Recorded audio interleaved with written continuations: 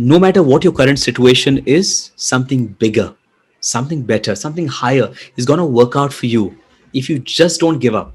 If you know that something bigger is going to happen, doors will open up. Doors that you thought will not open up will open up. If one door closes, another door is going to open. And my book, Fallen to Rise, is an example of many doors that were completely closed that opened up 5 years, 4 years, 10 years down the line for me. And I'm sure it can open up for everybody who believes and does not give up.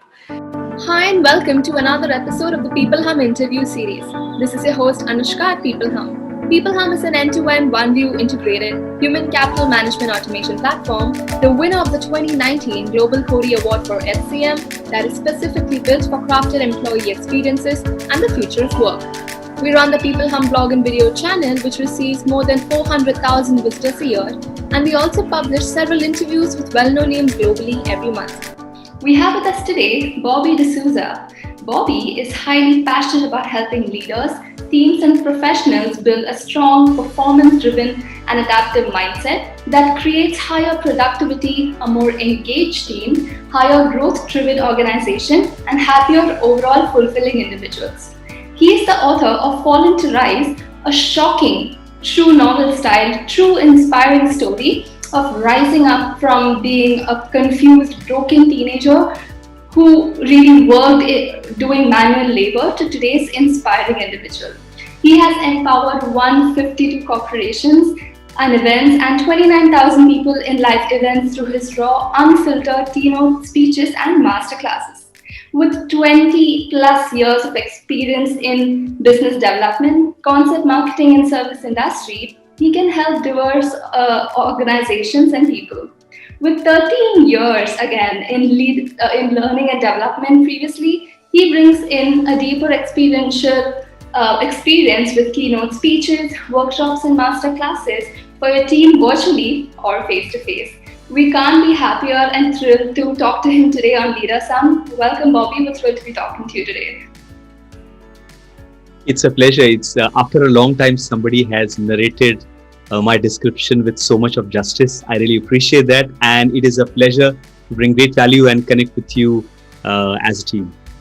The pleasure is absolutely ours. Thank you so much for taking out the time to talk to peopleHum today. So diving right deep into the interview, Bobby, the first question I really had for you was, you've been a motivational speaker for 8 years now. So can you just share your experience? What are your observations on some intrinsic values that one can inculcate to constantly stay motivated?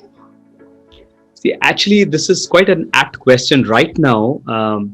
We've had a situation wherein there was a COVID that came in, and there was this whole people wherein people said, I can't believe that, a disease that possibly started in Wuhan in China would come to India or the different parts of the world, and then said, okay, if it's come in China, it will not come to India. If it's come to India, it will not come in my city. Okay, if it's now come to my city, it will not come to my town.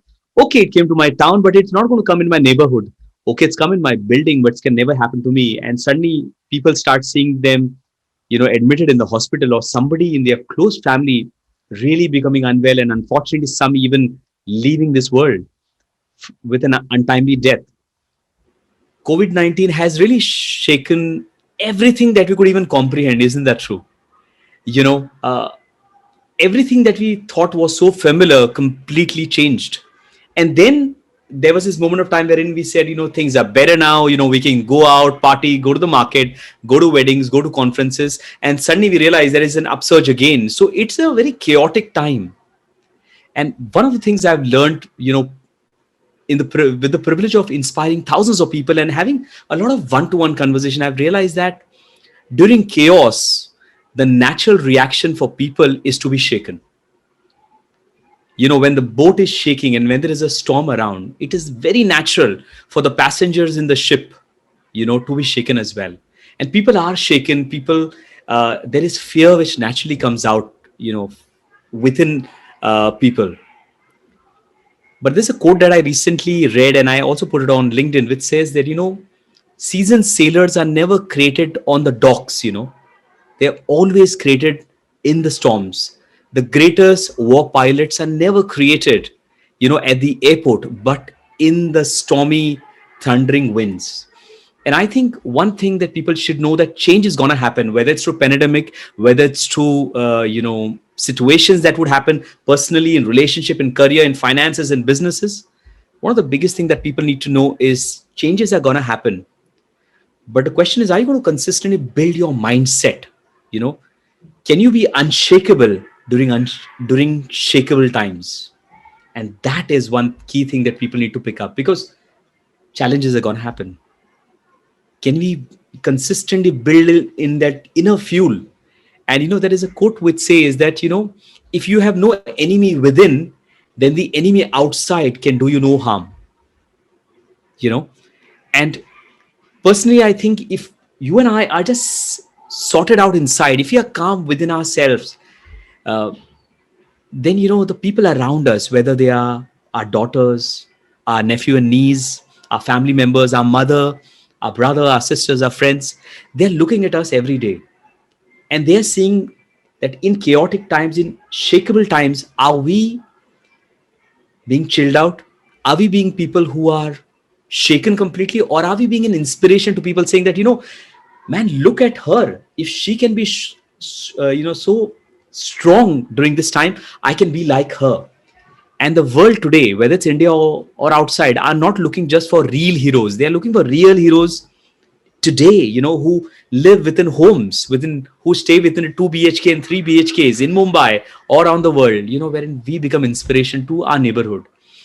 And I think being unshakable in shakeable times, I think, is a very important need for everyone, including me.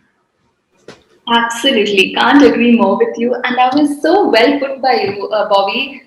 You provide us with such a fresh perspective, and completely agree on how change is inevitable, and especially during such trying times, we just need to hold on and know that we're not alone in this, and just constantly do better. And that was really a wonderful and motivating advice that you provided us with. So thank you so much for that. Pleasure. It is a pleasure. Okay, so going on to the second question, your book, Fallen to Rise, talks about finding the courage to rise during chaotic times and constant delays and failures, right? And falls, in fact. So I Mhm. feel like it's really relevant today with all the pandemic and everyone trying to recover from the first surge. So can you just share some ideologies from your book for our audience? Absolutely, I can. Fallen to Rise, the book that you see over here as well, um, is actually a true story of my own life. And as you shared at the start, it's about somebody who was on the crossroads of life, you know. And quite around 20 years back, I remember I was standing on the highway of Mumbai, a place near Goregaon, which is called as Oberoi Mall. And near there was a slum area over there, which is still there, which is called Pathanwadi. Okay. And I used to sell watches door to door, house to house, knocking on doors. And I still remember some customers, who were not very ethical, or people who did not have the etiquettes. Some people used to catch me by the collar and just throw me outside. Now imagine this, a 17 years, 16 years old boy, not knowing what to do, first around the first or second job, manhandled and thrown outside on the roads. And I still remember, it's the month of July, there is heavy rain falling from the sky, and there's rain falling from my eyes, because that moment of time when there is this amazing BMWs and Mercedes and beautiful cars passing by with great speed, and there I am standing, जैसे हिंदी में हम कहते हैं कि भीड़ में भी तन्हा, standing there not knowing who the hell will take care of me, what will happen. I still remember I'm standing with that umbrella over my head, and there's rain falling and there's tears falling, because that day I don't even have a rupee, not even a rupee, just to travel back in a bus, because a bus was a luxury that moment of time. And I still remember I traveled back for 2 hours just walking back home. But I remember that when I was on the highway, and where there's rain falling from heaven, and I'm just looking up in the sky, all wet, drenched, my tie is wet, my shoes are tattered. And I told myself this, that, Bob, this customer rejected you. Things have not worked out for you in the way you wanted. But I, Bobby Dsouza, make a choice to say that my biography will never determine the autobiography that I'm writing for my life. And one thing that I have learned throughout all my life, and this is the ideology that I want to share from the book, is that even in the most darkest moments of our life, even in the times when everything around us is just falling apart, there is a light, there is hope. Only if you have the guts to not just crib and self pity and do a pity party and say like Angara Ranauts does in the movie Queen, मैं बर्बाद हो गई हूँ, rather than just living saying that I am doomed and everything is gone around, knowing that that there is, that this current reality is not going to be my present and it's not going to be my future. It's going to change. This is not permanent. It's going to change. And I think even in the darkness, if you're able to see the light, then my friend, you'll be unshakable. And that's connected to point number one. If you want to be unshakable, you should consistently never let that fire of your hope ever get dimmed, no matter what anybody does to you, what anybody says to you, or what situation happens. And that's my message: fallen to rise. And fallen to rise can only happen if you're able to see the light even in darkness. And that is one message that I want to give, to the audience and to you. Wow, that was super enlightening. I literally had goosebumps at one point in time when you were providing us with your anecdote. So, firstly, thank you so much for that answer, the anecdote, and congratulations on the success of Fallen to Rise. It is such an inspiring book just from the little answer and the crisp answer that you provided us with. Honestly, I can't wait to read it. So, thank you so much. So, you're saying it's all about having the right innate mindset during tough times and just taking everything that life gives you in good stride and just overcoming everything by yourself, right? That's right. Absolutely. Absolutely. And, when you say the last line, overcoming everything by yourself, uh, yes, there is a lot of, I will do it. But I personally think, over the years when I messed up, failed, learned, investigated, grown, failed, messed up, and repeat, one thing that I've learned is, there is a lot of things that you can do alone. But some of the greatest heroes in life are not really people who do it alone. They have people. For example, the name of your organization is peopleHum, HUM, right? Hum is together, right? And I've realized that there are so many leaders and mentors and people who have really helped me, to rise above what I was going through. And I know when I was 18, 19 years old, when I was just, just completely lost, I did not know what to do. I remember I went to one of my mentors, and because my father left me when I was a very little boy, so I never really experienced a father's love. And as a guy, you want a father's love, right? My mom was consistently the strong pillar, but you need a father figure in your life, right? As a guy, at least, for sure. Even girls would need a father figure. So I remember I used to go to one of my mentors, and I remember that I used to sit down in his bedroom, and for 1 hour, I used to just talk, talk, and share my struggle and say how things are pathetic for me, how things are not working out for me. And he would just for 1 hour listen. And at the end of that 1 hour or 30 minutes or 45 minutes, he would just give me a big hug. And for me, that, as this young boy who did never experienced a father's love, for me, that was beautiful. But not only did he show love, but he also guided me. And my thought is you cannot just be unshakable all the time by yourself. Sometimes, we're humans. Sometimes we're going to go through ups, we're going to go through downs, and sometimes we're going to go through excitement, all of that. And I think we need people in our life who can guide us.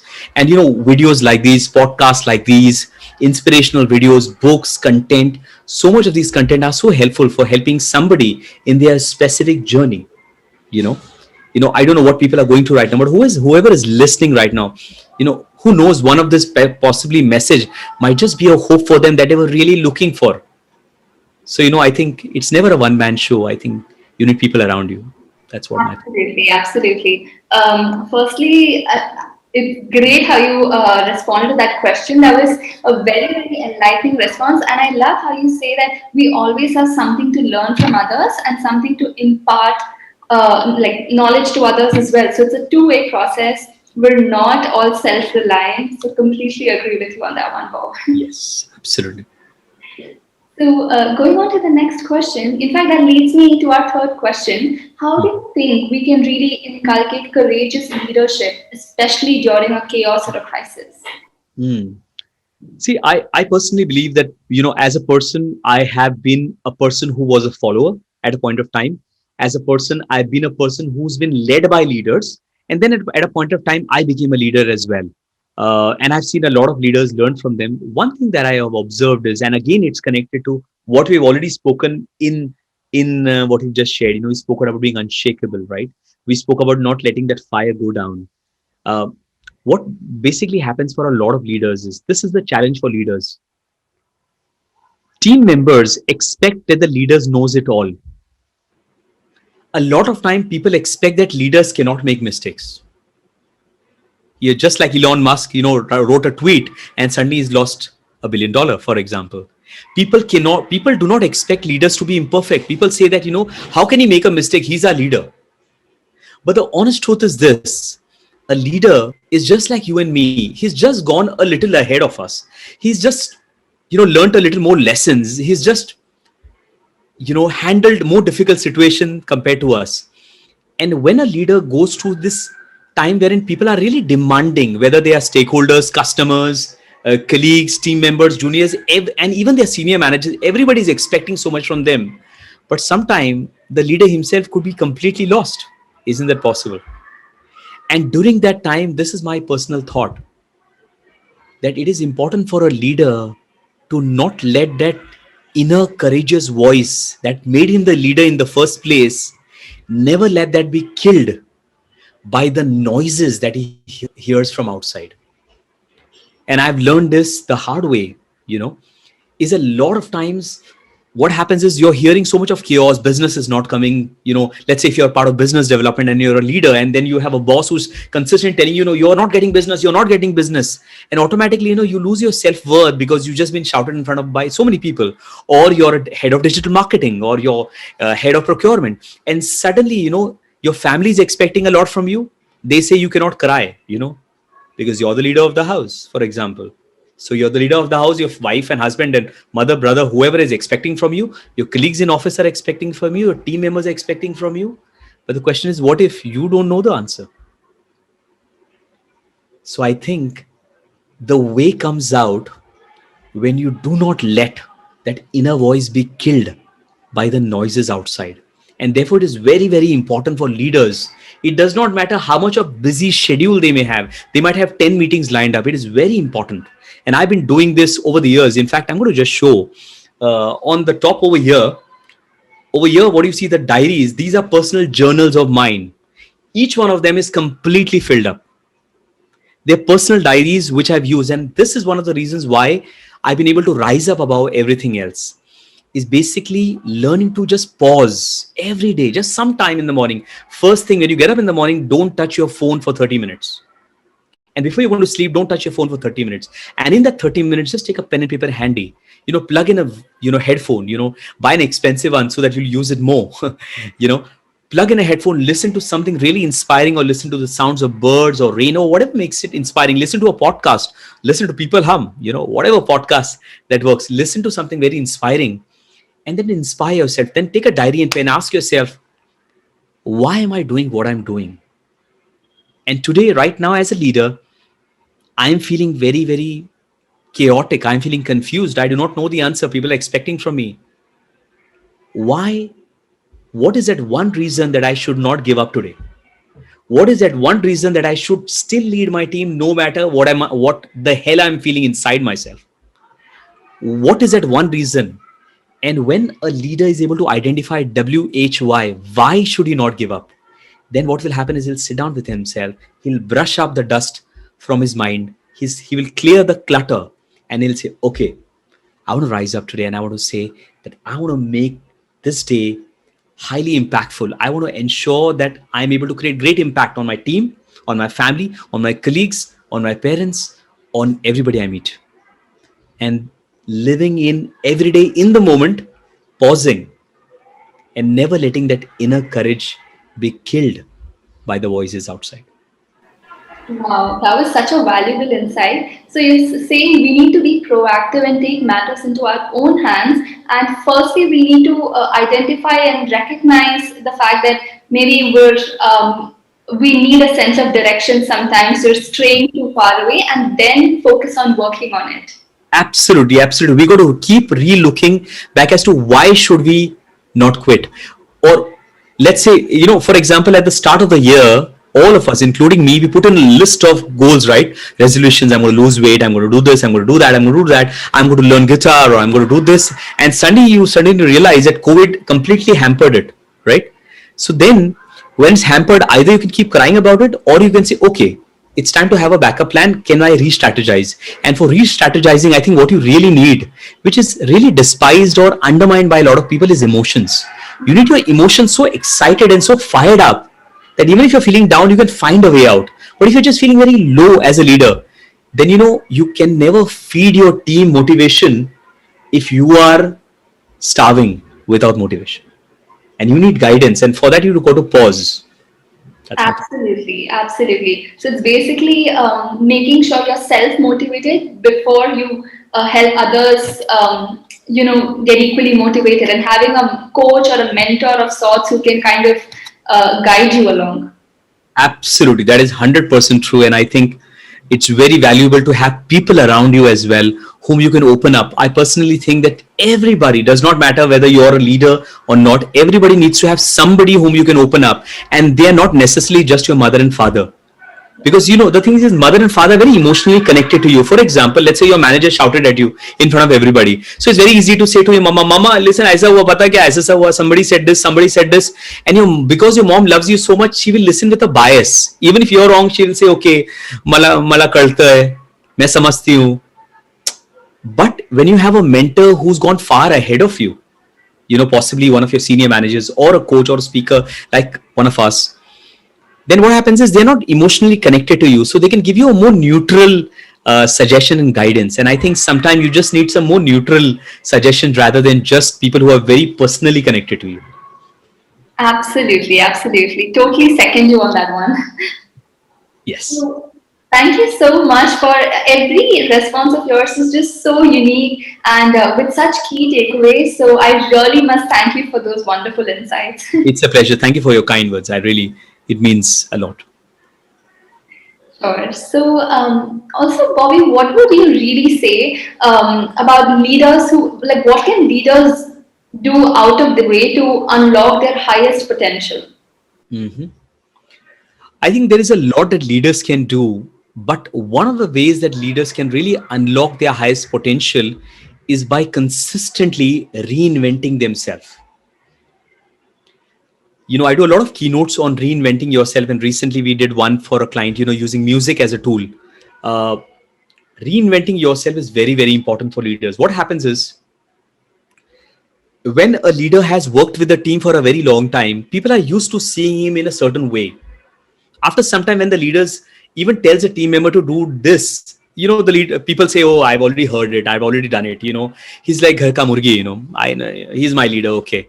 So people tend to not take the leader very seriously, because they have made a brand image of the leader in a certain way. And that is why it is very important that when you reinvent yourself, you change from who you are to something bigger, better, and higher. And that's a very, very important thing. When a leader is consistently evolving, developing, improving, getting better, accelerating, and succeeding, automatically people want to follow him, right? Nobody wants to follow a leader who's consistently failing. And a leader cannot win if he's not consistently reinventing himself. And therefore, it is very important for a leader to consistently adapt to the market conditions. To be able to see the market trends, what's going to happen, and then evolve accordingly and proactively tell his team as well. Listen, these are the changes that are happening. For an example, one of the organizations that I have delivered a lot of keynotes with is a company called Satya Micro Capital. And the managing director of the company, the Honorable Mr. Vivek Tiwari, I was having a conversation with him during COVID when it just started.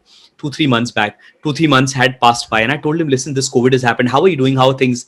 He said, listen, my team was already aware that COVID is happening.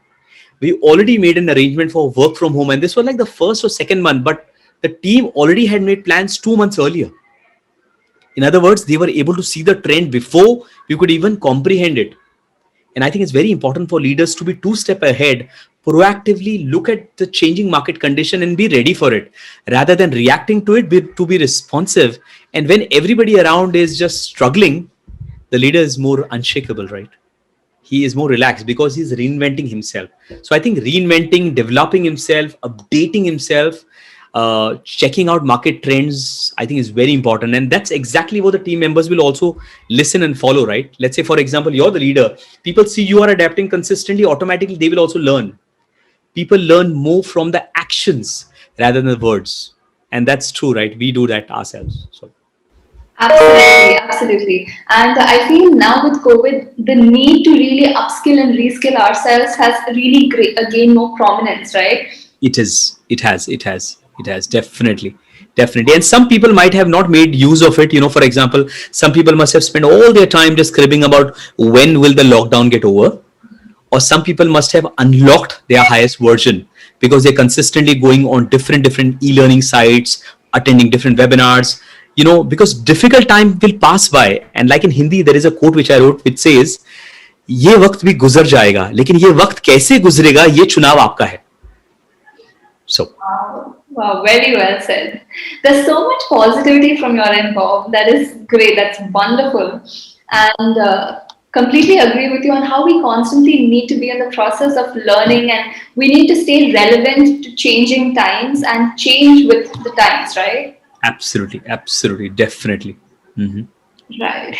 So I really don't want to end this interview, but just to kind of wrap the interview up, do you have any final remarks you'd like to leave our audience with, or a quote on like what describes your feelings on the future of workplace in you?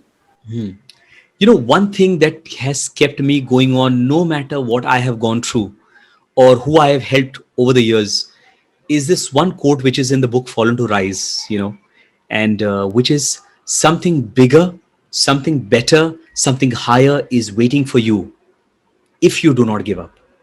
I'm going to repeat that again. Something bigger, something better, something higher is waiting for you. And whoever is going to listen it today, tomorrow, whenever, no matter what your current situation is, something bigger, something better, something higher is going to work out for you if you just don't give up. If you know that something bigger is going to happen, doors will open up. Doors that you thought will not open up will open up. If one door closes, another door is going to open. And my book Fallen to Rise is an example of many doors that were completely closed that opened up 5 years, 4 years, 10 years down the line for me. And I'm sure it can open up for everybody who believes and does not give up. I'm available on Spotify, by the way. You can just search me on Bobby Dsouza. I have my podcast. I'm on YouTube. I'm everywhere, wherever you want to search for me. But I'm delighted to bring value. Thank you. Wow, that was wonderful. I'm sure our audience are going to check that. And so you're saying the best is yet to come, and we just need to keep getting better and like be a better version of ourselves as time passes, right? Absolutely. Definitely. Great. Thank you so, so much, Bobby. It was beyond wonderful talking to you today. I can't be happier, and I had such a fun time interviewing you. So, thank you for those lovely insights that you provided us with. We shall surely stay in touch, and you have a healthy and safe time ahead of you. Thank you so much. Take care. Thank you. Bye bye.